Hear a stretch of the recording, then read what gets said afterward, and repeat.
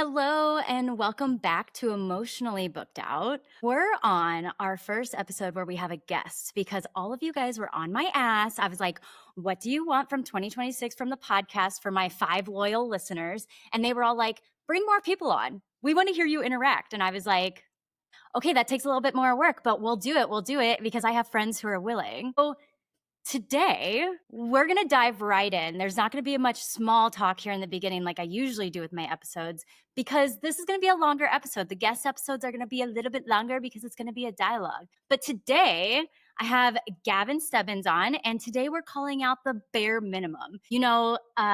Posting one queer couple and thinking you're inclusive. Well, he is here to school us on what real support looks like, how to show up, how to spot a fake ass bitch, and why half-hearted inclusivity just isn't cutting it and isn't going to cut it with like these new generations that are getting married. So Gavin, let me introduce you. Gavin is a wedding and elopement photographer who thrives on capturing couples who want a wedding day and photos that feel uniquely yours. He shot his first wedding. This is insane. He shot his first wedding the day after his 16th birthday. So yes, he is a little tiny baby in the industry, but he has blown up. He has blown up and he's one of my good friends. He went on to photograph 5 more weddings before even graduating high school. As an LGBTQ plus business owner, Gavin is passionate about making his services accessible to everybody and understands firsthand the challenges of finding a photographer who can authentically and beautifully capture a queer love story. So hi, Gavin. Welcome to the show. Hey, what's up? I'm so excited to be here. Like, this is crazy. I love yapping. This is perfect for us. Yes. Literally, the minute I put out the form, Gavin was like one of the first people to fill it out. And I was like, this episode's going to be good. This episode's going to be really good. Yeah. Because our hangouts are always, we're just really good at yapping and talking about stuff that matters, but also like remembering that nothing is that serious. The first time we ever met, we sat at a coffee shop for like 3 hours. So this is perfect. Yes, exactly. And I'm open to having like frequent flyers. So if there's another topic that comes up where we're like, we could yap about that, we'll have Gavin back on. So Amazing. Gavin, I wanted to start out. There's some list of questions because every year it comes up, especially every June, right? Every Pride Month, where we have these people coming out of the woodwork and they post the one queer presenting couple that they have. And sometimes it doesn't come from a bad place, right? It's just like someone who might not have the experience to show and might not have the credibility behind them where queer couples feel safe enough to hire them and they're trying to get out there, but it comes off a little bit fake because we don't see that representation throughout the year till June. And personally, I don't identify as LGBTQ, but the majority of my clients do, and the majority of my friends do. Like literally, my whole friend group is gay and I love it. But navigating this space was overcomplicated in my head because I personally didn't have a queer experience. And it's due to, and coming from a small town and internalized biases and patriarchal society as well, it kind of just gets embedded. It's things that you literally have to actively unlearn, especially as a straight ally in a space where love is the center. So I quickly caught on that it's really not that fucking hard when you start leading with love as an ally. Like it's not that hard. Like when you start actually being authentic in your allyship and not just like checking boxes, that speaking up and using my privilege for the betterment of society mattered much more than my fear of just like doing it wrong or somebody correcting me or it coming off wrong. Like I just started doing it. And the more I did it, the easier it got. And then I was like, why was I ever fearful of this? So with that all being said, I think that your voice and you being on the podcast is incredibly important. And it's incredibly important to the industry who needs to hear it. The industry who kind of tiptoes around this and posts the one queer couple they have during June. So being a gay man, what called you to the wedding industry the most? Because personally, if I were in your shoes, I would have seen the wedding industry and been like, fuck that. I'm not getting into that. So, I mean, I feel like you and I kind of started similar with like just like saying no, we never wanted to shoot weddings, and then we just got thrown into it one day. But I was so young, like I was naive. I had no clue what the industry was even like because I had no interest in being in it.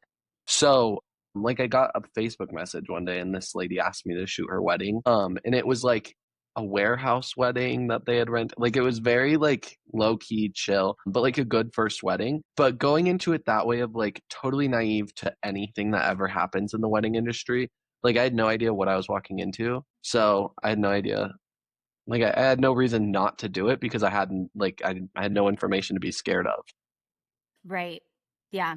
So you were But like, I'm going to try it out. yeah, exactly. And then I stayed because like my first couple weddings were phenomenal. So it was like I never experienced like any of the like side eye negative type shit from the Mhm. like from the industry until I was farther into it. So when was the first time that you felt that? Like, when did you start to realize where you were like, "Oh my god, yeah, it's kind of tokenized, it's kind of fake. Like, there's some people who are authentic, but I really have to vet the people I'm interacting with." Totally. I think like especially because a lot of my first couple weddings, like if you're hiring a 16, 17-year-old to shoot your wedding, you're probably not having this giant luxury wedding.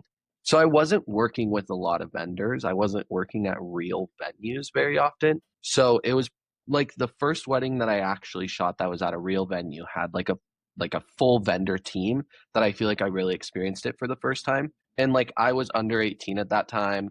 I looked like a baby.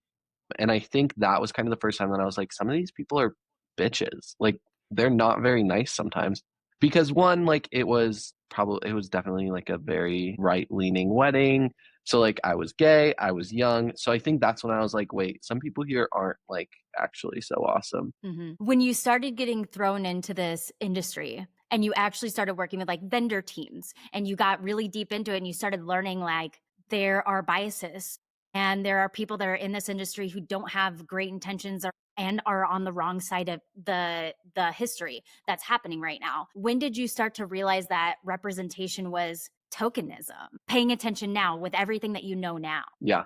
I think it was like honestly, like my first big year of like doing photography as a whole was when I was like really networking with other vendors and I was probably following 1,000 other vendors. And it was Mhm. like Pride Month came around and one, not everyone was posting about it, which is fine. Like whatever. I if you don't believe in it, don't believe in it, make that known that you're gonna be like that.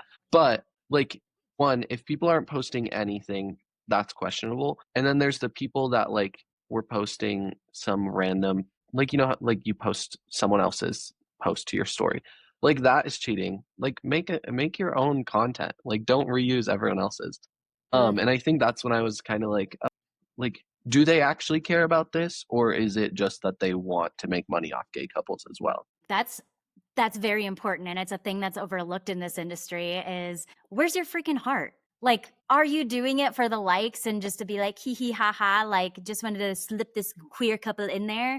Or do you actually give a shit?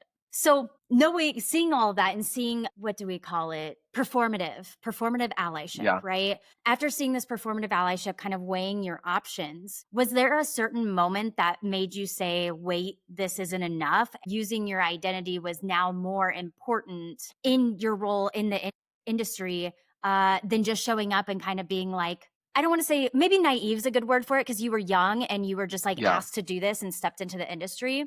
I guess when did your identity become something that was more important to your business and being a wedding photographer? And how has your approach changed since realizing that real inclusivity takes effort? Like, do you still hang out with people? Was there a difference in your branding? Like, how did you start to kind of place yourself in this industry? So I feel like it was like within the last 2 years, I was working like a 9 to 5 job and I was like, this is not me. This sucks. So I was like, what can I do to like get my ass out there and like make people know me and make people know who I am? So I started posting on TikTok. I love TikTok. Mackenzie hears me talk about it all the time. But I like really I started showing myself on TikTok and that's when I started getting inquiries that were actually like inspiring to me and like fed my creativity. And I was thinking, I was like, what am I doing on TikTok that I'm not doing on Instagram? And Mhm. similar to a lot of other business owners, like I was being very like I had a wall up on Instagram of like wanting to be this like professional person on Instagram. But on TikTok, like I was shaking my ass, I was dancing, I was cursing, Still like does. I was yeah, literally. I was saying like what I meant and like what I wanted to say.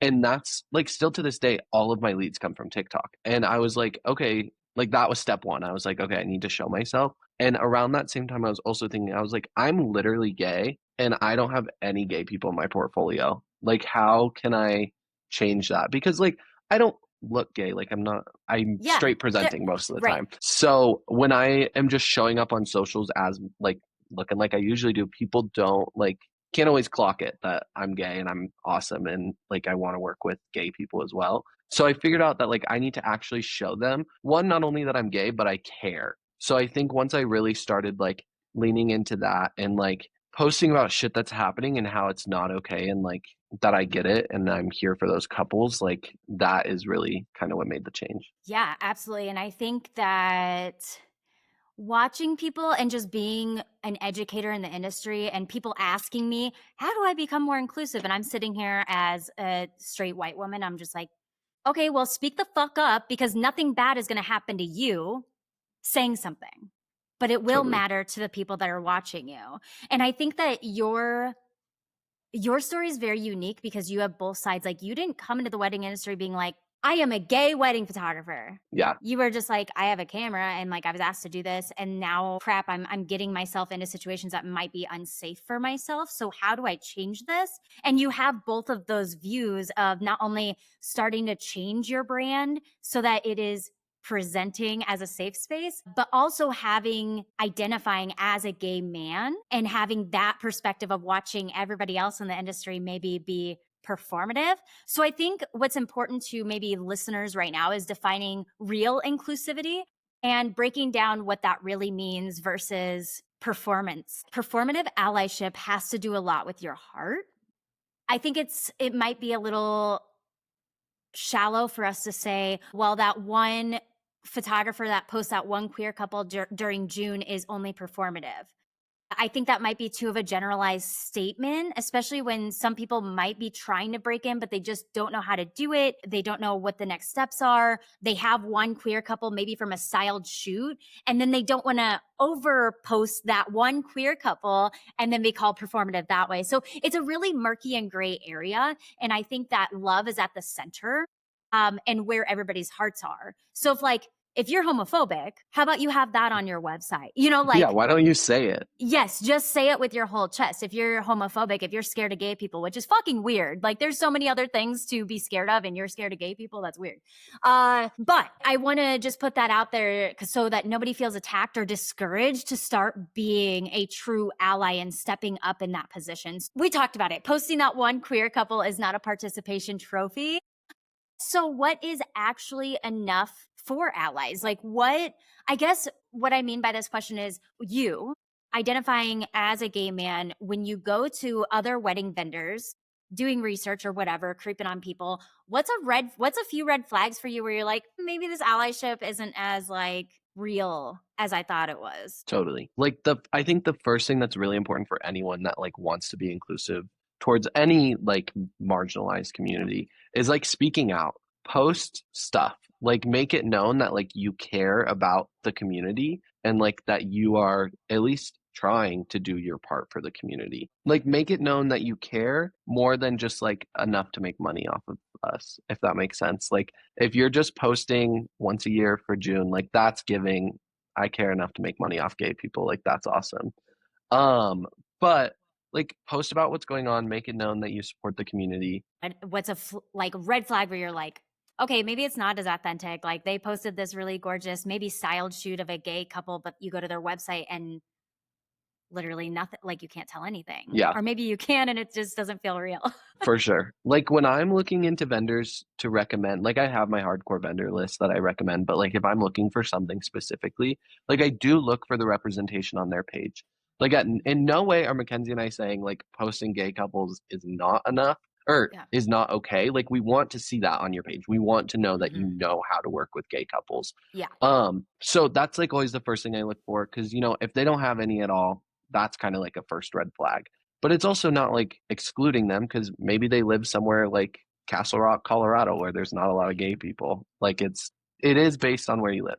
But yeah, look for that representation like on their page. And then if I see it, I'll go to their website. And like my biggest thing is like if I land on your website and there is nothing on the landing page that is welcoming people that's like if you're gay, if you're a person of color, like we want to know, just say it. Like when we get on your Yes. landing page, like I am for everyone. And if you're not, say that. Be like for the white pretty couples. Like Yeah, let's make it literally. known. So I think yeah, a second red flag is like not seeing anything on their landing page that is like telling you flat out like that they are there for you.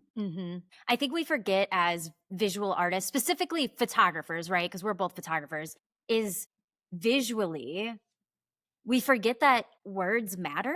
We Yeah. forget that. And like, I had a long conversation with, who was I talking to? Oh, I'm going to feel bad if they're listening. They're like, that was me, bitch. I was talking to somebody about this, but I was talking about how you don't have to like go to your website and say, I love gay people, like as a headline. That doesn't have to be Yeah, a thing. There can be indicators as well. And I think that's important to talk about is like on my homepage, you're going to see I have my pronouns there because that fucking matters to me. People's identities matter to me. So like language like that is adjacent to creating this safe space. And this is also translated to your Instagram. Like when you type your captions, what are you saying? How is it coming off? Are totally. you using pronouns? Are you specifying those pronouns for your clients? Or are you just assuming that everybody knows their pronouns? And I'm guilty of this too. Like when I hate Instagram captions, okay? But I think that there's an adjacent language that is also like when people of these communities are reading your webpage, they're like, they get it. Yeah. I think the biggest thing, yeah, like you don't have to like flat out be like for the gays. Just like that inclusivity language. So stop posting, "Hey brides, 2026 Yes. brides." Oh my Like God. my biggest like I've been planning my wedding since I was 12. Like we're not engaged yet, but like I'm ready to be engaged. So like I'm background planning our wedding right now. And like my biggest thing is if I land on a page and it's like, "Hey brides," I'm like, "Well, I'm not a bride, so I guess I'm not welcome here." Like that's so many new like other words you can use. Hey engaged couples, hey people getting married. Like you don't have to say bride. I default to couples, engaged Yeah, couples. Like that's very yeah. neutral. I just default to that because I'm like, that's being, searched. Engaged is being Totally. And also, searched. like that was such a good point is like if you're worried about your SEO, say brides, grooms, and people getting engaged. Like Literally. we're not saying don't say the word bride. We're saying use it in an inclusive manner. Yes, yes. I think that going back to this language matters is that we're not saying that like bride and groom are dirty words. Like that's not, they're not Totally. being canceled. Like people still identify that very with those terms very proudly too. Like that's a lot of people look forward to that, but there's a lot of people who, let's talk about non-binary people. They don't Yeah, identify with either of those words. And if they land on your page and they're like, "Oh crap," they're like, "Hey brides and grooms," and then they don't identify with those words, you're already othering them. totally like a turn off. Yes. Yeah, And I think absolutely. spinning back, we were talking about red flags. This is something like I feel deeply about. But like if you are an inclusive vendor and you also are religious, like you having a Bible verse or like something about God in your bio shouldn't be a turnoff for all gay couples. Because if you are saying like founded by him, like whatever, you're gonna say your religious thing in your bio, but you are also talking about inclusivity, like those two can go together. And you can show people that those go together. So like if both of those are a big part of your brand and like you want to make it known that you love God and you also love gay people, like you can do that. Just make sure you're talking about both of those. Like they can go hand in hand. Yes.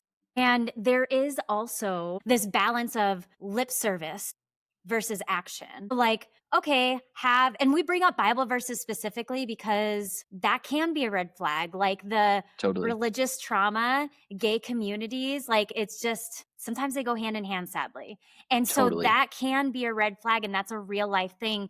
And there's a difference between lip service and being like, your Bible verse and then I love gay people versus what they're going to see across your website. So let's say that we came across somebody on Instagram that's like, "Hey, I love gay people because God taught me to love everybody." Great, cool. Okay, we're already getting into this. Go to your website. I see a billion Bible verses, but nothing about your inclusivity statement. I don't see anybody representing me or my identity on your website. We see that as lip service. I think there's also something to be said about going back to your like how it's very regional. Like, people might not live in an area where they have a lot of gay community. I think I don't want people thinking that is a excuse because There are tons of people putting on styled shoots. Find somebody who's going to put on a styled shoot that is doing something for the queer community. Totally. It's not that hard. There's people out there doing it. And I don't want anybody to use as an excuse, well, I live in BFE, Illinois, where I'm from. There are gay people by you. I swear. You're just not presenting safe enough. Totally. Like I live in the most conservative county in Colorado. Like we are the reason Colorado. Yeah. So, but like I'm gay, I'm here, and there are gay people everywhere. Are there fewer gay people here than there are in downtown Denver? 100%. Right. But guess what? Market to those people that are in Denver. Like if you want paying clients that represent the communities that you want to be a safe space for, like market in the places where they are. Make it known that you're there and that you're there for them and like that you want to work with them. And action, I think, is like the highest form of allyship. Totally. Like, why are you just sitting on your ass like, well, I hope a gay couple like takes a chance on me. Why don't you go out there and put yourself out there? Maybe you don't get paid the first time you photograph a queer couple. Maybe you just do a trade, or maybe you pay a queer couple to model for you. Like, it's so simple. In my opinion, it's a little bit of an adjustment period starting to document queer couples. Like I am gay, and I remember the first time I shot a lesbian couple, I was like, you kind of just have to shift your brain a little bit, because when we're used to posing a man and a woman, like what the man does, what the woman, like you know what I mean. So you kind of have to adapt a little bit, change your posing in prompts, and like really go off the vibe of the couple. Like you can usually tell by communicating like which one of them is gonna want to like be posed in a more masculine way, or which one's going to want to be posed in a more feminine way, or maybe they both want to be posed like masculine or feminine.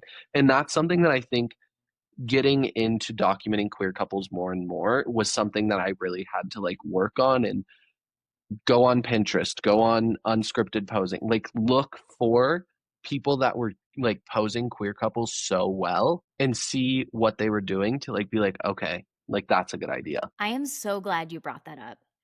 I think that when we're talking about inclusivity and starting to photograph queer couples together, I think there is a little bit of a learning curve because we're a product of how we were brought up.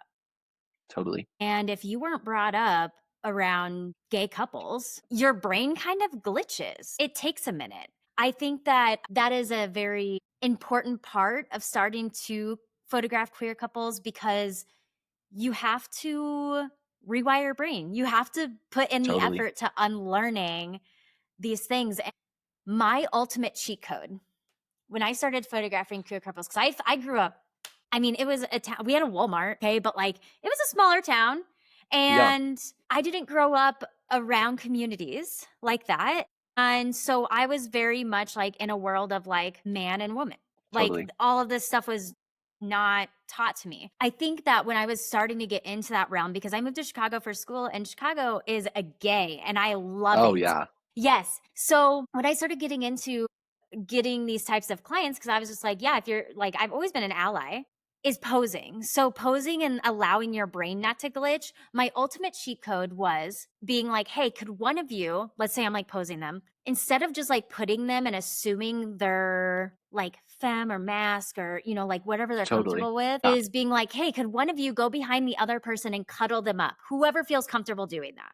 And then they just pose themselves. Like it's like a cheat code. So you're not assuming, you're not putting somebody in a position that's like strange, where they're like, okay, like I'll do it, I guess. But you kind of just assume things about my identity or like the way we are as a couple. There is a learning curve. But I think the more that you put yourself in there, the more that you make effort as an ally, it'll just get easier. Now I can't remember what my brain was like prior to me rewiring it. Yeah. And like, honestly, that was such a stellar tip that you just gave, because thinking back, my boyfriend and I love to get our pictures taken, like, and we've hired multiple different photographers, and our most recent one, that was our favorite thing that she did, was she was like, whichever one of you wants to do this, because we're both like pretty masculine, but also very feminine at the same time. So like, there are things that like I do that are like the masculine side of the relationship, and there's things that he does. So like when you're doing a pose, like, yeah, hugging from behind, maybe it makes sense for one of you to do that one, But then if you're like lifting the other person up onto like a fence post or whatever, Mhm. maybe it makes sense for the other person to do it. So Yes. like I totally agree with like letting them pick who wants to be what, I guess, in the Yeah. like posing scenario. And Yeah, it's like, that is something like doing the prompts that way and asking what position they want to take will absolutely remove that aspect completely, because you're not saying, oh, who's the man who, like, that is not the default. That is not, don't like, ask a that's queer not, couple that. yes, you're going to get in major trouble. But I think that that's like a big misconception that people have to make effort to unlearn. And I think that's just the Totally, reality of it. As much as we want to be like, hey, like being gay married is not different than being married, like they're all the same, but there's realities to growing up with biases and growing totally, up with the internalized like patriarchy and things like that. So I'm so glad you brought that up. Now moving forward, there are people that listen to my podcast who are not photographers, who might just be in the industry, and I think I want to maybe shift the conversation to talk about inclusive marketing, what they can do on that, like literally actionable steps, because we've talked about the heart. Your heart, you got to love, you got to be in the right place. But we think about our websites and our social media as our first impressions, right? Like they don't get to talk totally. to us until they get past that wall. So, how do we, just as general wedding industry professionals or businesses who want to make it very, very clear that they are an ally, a true ally, how do we signal support without just looking like we Googled inclusive marketing? Like, what would you like to see with people's websites that you're hiring? Totally. I think there's like a couple like really easy, low effort things that you can do. And like for me, they were really low effort for me because I had someone design my website.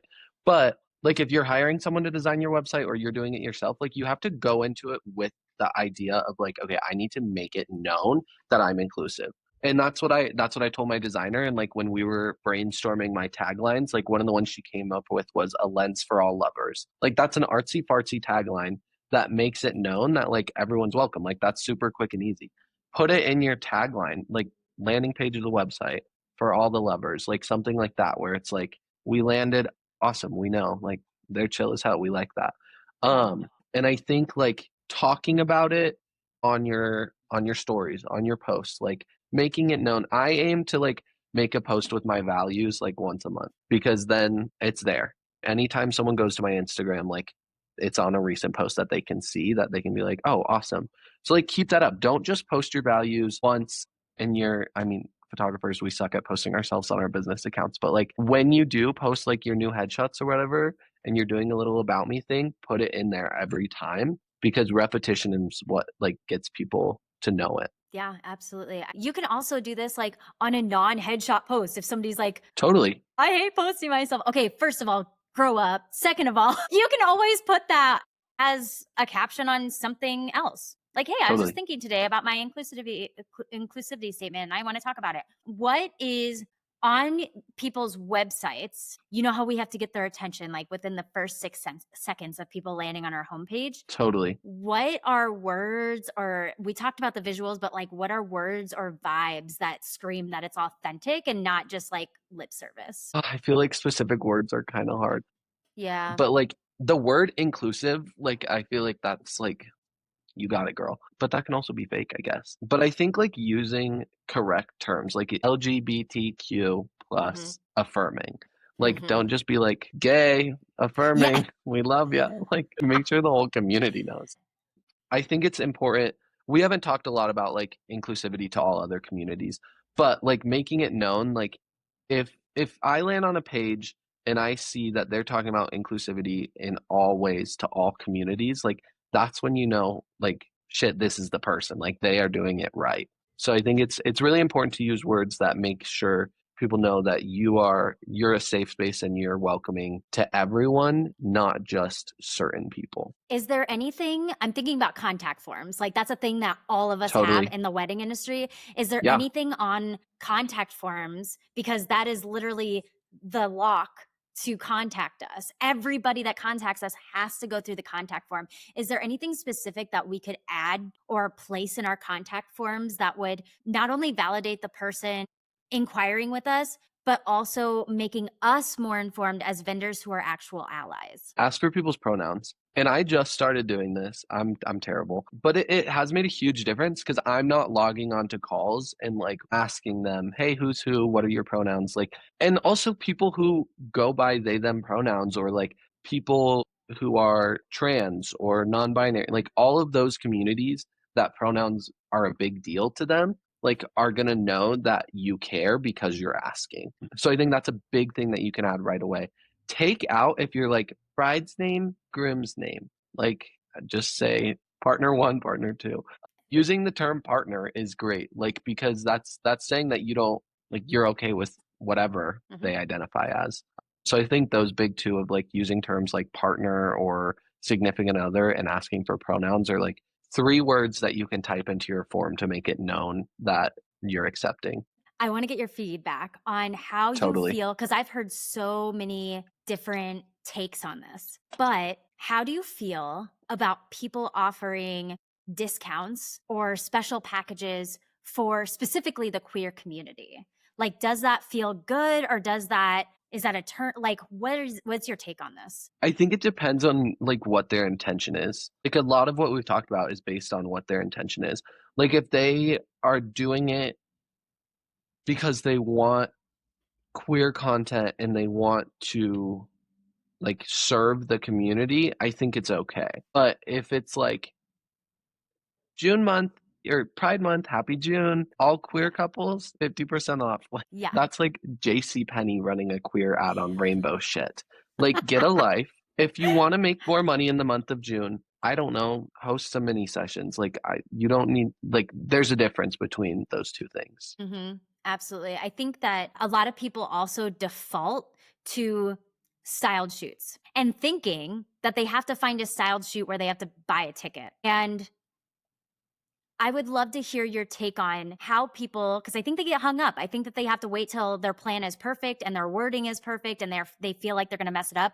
But what would be your advice to people who need to have queer content in their portfolio? They're trying to expand their portfolio. They want to represent other people, but they're not getting hired for that because it's a never ending circle, right? Like people aren't seeing Yeah. people that look like them represented on people's websites, and then they don't get content, and it's like a never ending circle. What would be your advice to them as a low effort way to get queer content into their portfolio? So first off, like you got to get your hands dirty. Everything in this industry, like you just have to get your hands dirty. Try it out. Like if your wording on your website might not be great, who cares? Post it, try it out, see what happens. And if you really want like queer people in your portfolio, find a styled shoot. Make your own styled shoot. Like you don't have to go to McKenzie Bigliazzi's $5,000 fancy style shoot. Like host one of yourself. Find a gay. I'm not saying that that's what you do. I'm just you were in front of me. But like find a gay couple. Find a florist that wants to collab with you. Like you can make a style shoot for just yourself and invest what a couple $100 into it and get photos that you can use. Like do that. I remember when I was like first like shit, I don't have gay people and I am gay. There's like literal Facebook groups or gay people in Denver. Like go join one of those and be like, hey guys, like I'm a photographer trying to work on my queer portfolio. Like I'd love to work with any queer couples that want free photos in return. Like that's a great way to do it. Like serve the community for free and get your work out. I love that you brought that up. When I first moved to Denver and I didn't know anybody, I didn't have like a lot of content or anything. What I would do is literally go on Instagram. I looked up local places. Like I started with coffee shops because I was like, oh, I think my Yeah, clients would be hanging out at coffee shops. And I would look at who's tagging photos at these coffee shops.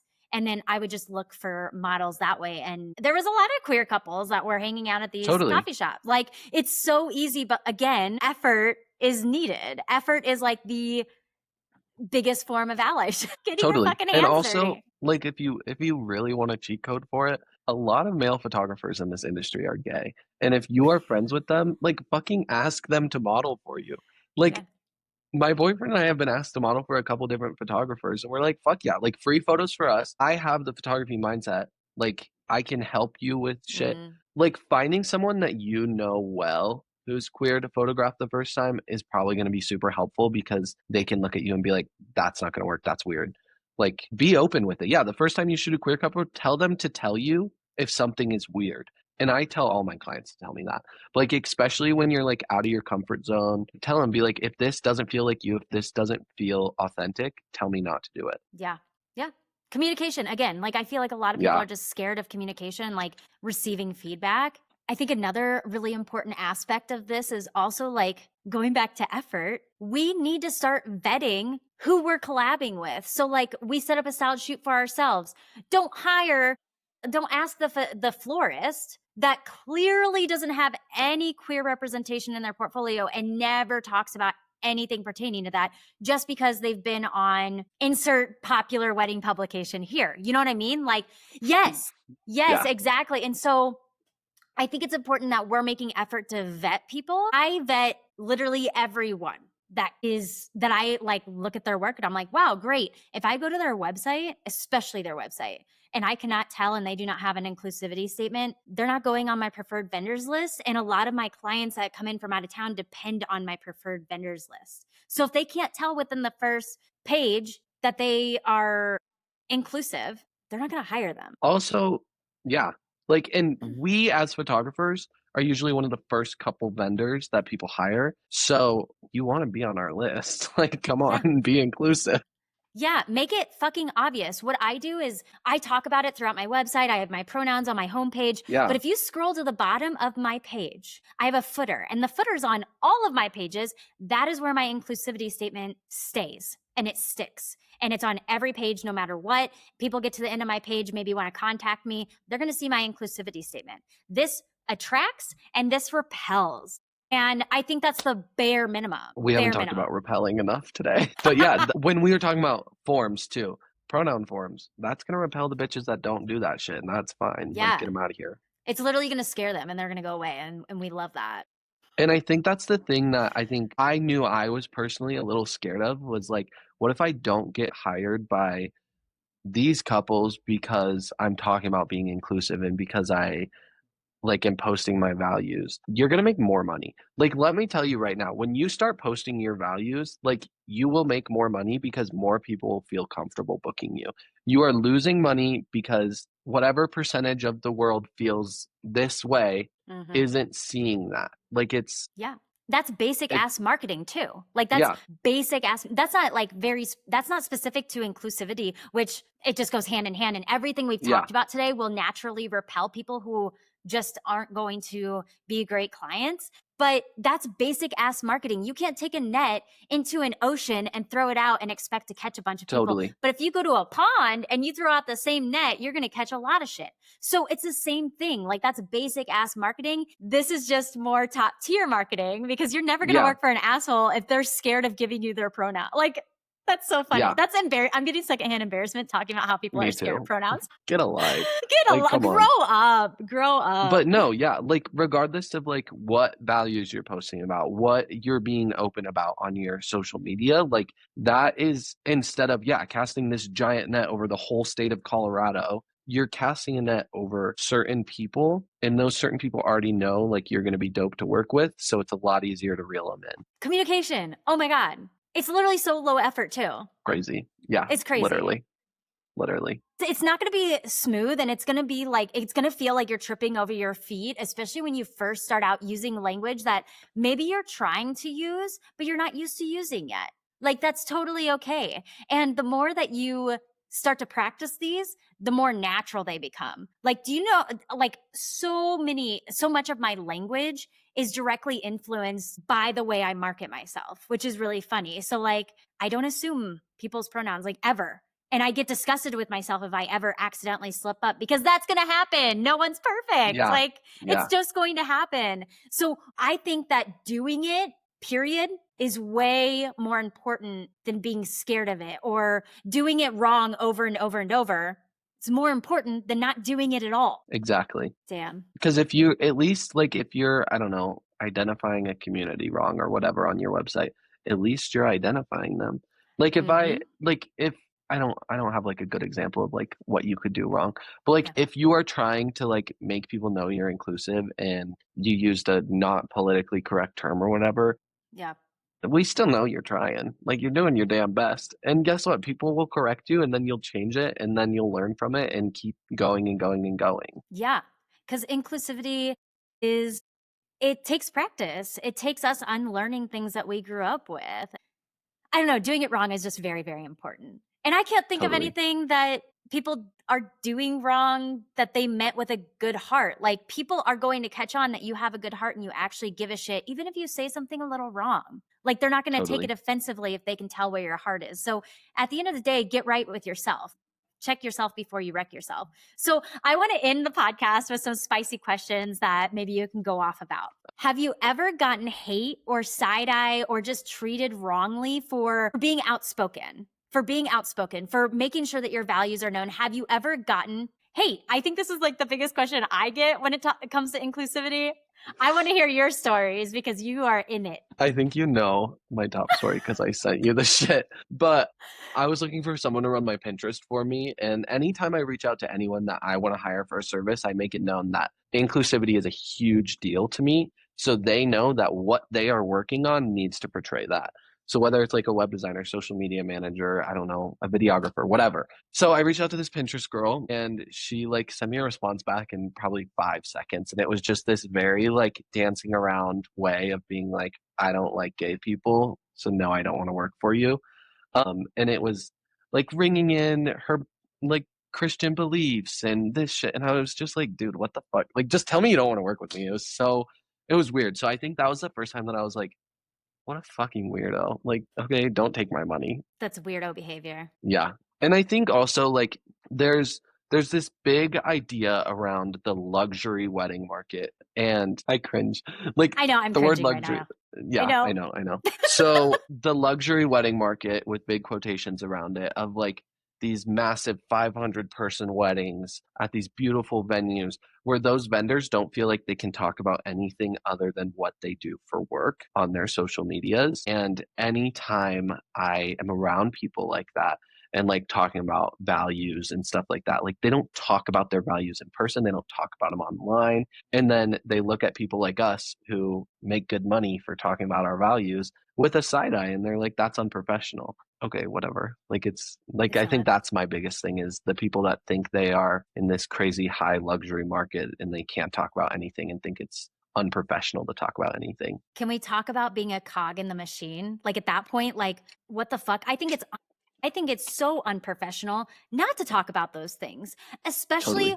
right now. Now, catch me back in 2012 or whatever, like, and I barely knew what I was doing. I would have said the opposite. Like, keep to what you know, keep to talking about your business. Like, that's it. Don't talk about anything else or your personal life. Now we need to make these things, it's unprofessional not to talk about your values, not to talk about inclusivity, not to use your privilege for good. Like, that is very unprofessional to me.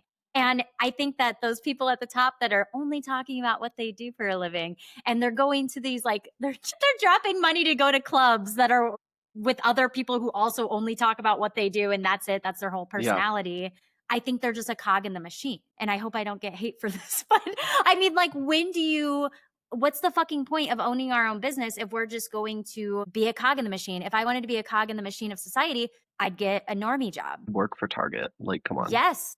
Yeah. Literally. And I think like there's a difference between not talking about your values because I don't know, like you're an influence. I still feel like influencers should talk about their shit. But Yeah. like if you are like taking on brand collabs and like that's how you make your money, like, there is like kind of a difference between that.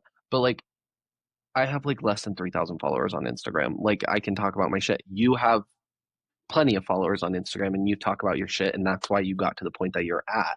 And it's like it's important and it's how you find your people on the internet.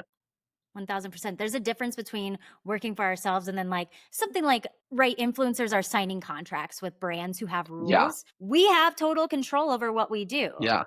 And so We do don't those have rules. luxury photographers. I'm sorry, so do Yeah. those luxury people. Like, they have full control and they still choose not to talk openly about that or have an inclusivity statement at bare minimum on their website. It's weird. And you know what? If you don't believe in inclusivity, why don't you just say that on your website? Yeah. Put a correct. uninclusive. Yeah. I don't believe in pronouns. I don't use pronouns. Like that's the thing is like people who believe that way, they don't want to openly say it because they know they're fucking wrong. So Mm-hmm. if you're so scared of talking about your own beliefs that you won't post about it, maybe you're wrong and maybe you need to change your thinking a little bit. Right, right. Comes back to the heart and the mind, like unlearn stuff. It's okay to be wrong. The best Totally. photographers I know they've been wrong about something and they relearn something and they unlearn other things. And you always have to stay coachable and open. Open mindedness is really, really important. Has there ever been a time when you've gotten, like, has anybody like DM'd you or given you hate over things that you have posted or the way that you identify? I don't think so. I mean, what's funny is I watch my Instagram metrics like I'm crazy, but like Okay. when I post my values, I lose a lot of followers and then I gain a lot of followers at the same time. So it's like I call it like my monthly clean out. Like Mm-hmm. these people haven't seen my shit in a month. They don't know my values. Let's get them out of here. So I think like that's the biggest thing. No one really comes at me head on with stuff, which is interesting. I don't know. Maybe they think I'm mean. Who knows? But they like I have never been like confronted about my inclusivity head on. I get that question a lot because I'm always like, I'm running my mouth all the time. Like, I don't give a shit. Totally.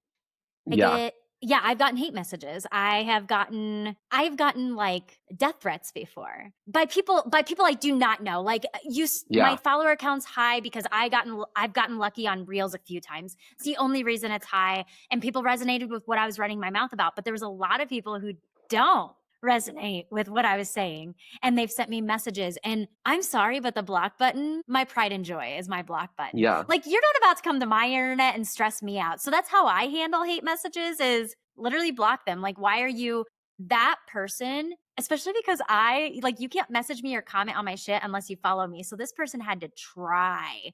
They had to follow me. They had to put in effort. Those types of people who have time and energy to put in effort to send such crazy shit and hate my way, nothing I say is going to change their mind, and they're not about to No. stress me out in my own space on the internet. I'm blocking them. It is not worth it. You're not going to change people's minds at this point. At this point, he's in his second term.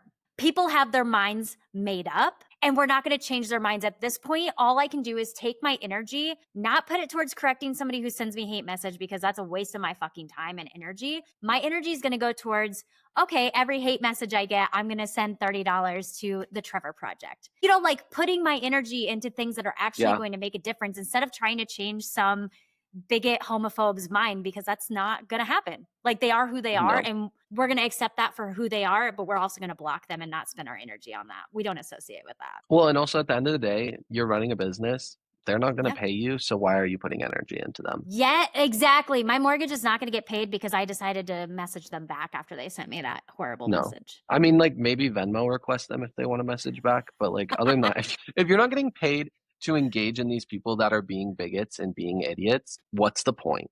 Yep. Which Absolutely. that is different than correcting someone who is innocently wrong. Let that be Right. known. Right. All of us could do things better. Totally. All of us. And so I think that it comes down to your heart. I think that nobody's in a place to correct people. And can I also say that the queer community, gay people are not responsible for our education when Google is so free. And ChatGPT. Yeah, literally, we're in the world of AI right now, and you're going to act like Yeah. you don't know what to say. Again, grow up. Yeah. And like find friends that'll correct you. Like I know if I posted something that was like weird or not correct, like McKenzie would be like, Gavin, what the fuck is this? Fix it. And like Yeah. you are so educated on it, like I know you wouldn't. But like if you posted something like towards the gay community that was weird, I'd be like, McKenzie, this is kind of odd. And I And would do what I needed to do. I would take down, yeah, I would apologize. I'd be like, thank you so much. Like, again, going back to staying open and taking people's advice when needed and being open to change. Like, if I say something wrong and Gavin's like, yo, you said that came off weird, I'd be like, okay, I'm going to trust your judgment on that one and take that down. That's totally okay. I mean, that's the worst that can happen, but just staying open. So if there's one takeaway from this entire podcast, let it be known to send your haters Venmo requests. yeah. Yeah. Make them pay. Make them pay. Pay Like for if your you're mortgage. gonna hate, send me $5.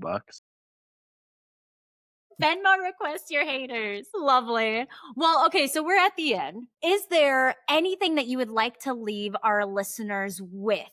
after talking about everything that we talked about, is there any big thing that you're like, hey, if you fast forwarded to the end, they only heard this part, what would you like that to be? I think the biggest thing is it's not hard to be kind, and it's not hard to show how you feel. So like lead your business with your heart, lead your heart or lead your business with your values, and like make that known. Vet the people you work with, make sure that they are going to take care of your clients the same way you will, and just make it known that you love everyone. And that's all you got to do. I love that. What a great bow. So where can people find you? If they want to find you, you better be dropping your TikTok. You guys have to see Gavin shake his ass on TikTok. Where can people All find right. you? How would you, if they have more questions after listening to this episode, how would you prefer that they reach out to you? Like Totally. what are your boundaries here? Yeah, I mean, if you have questions about shooting the gay community, if you're based in Denver and want a gay couple to model for you, like totally send me an Instagram DM. I don't care. Instagram DMs are the best. TikTok DMs don't work. But yeah, you can find me on Instagram and TikTok, Gavin_takes photos. And then my website is gsphotoco.com. And I'll link all of that in the show notes. Gavin, it was so awesome talking to you. This literally felt like a coffee date, so that was really fun. Literally. I'm so glad. Thank you for taking the time to share your perspective and also be vulnerable with us. I think that takes a lot of guts. And I think this is a very, very, very important conversation for everybody. So I just wanted to thank you so much for being here and for trusting me. And my 5 listeners will love it. Of course. Thank you for having me. Thank you to our 5 besties for listening and learning with us.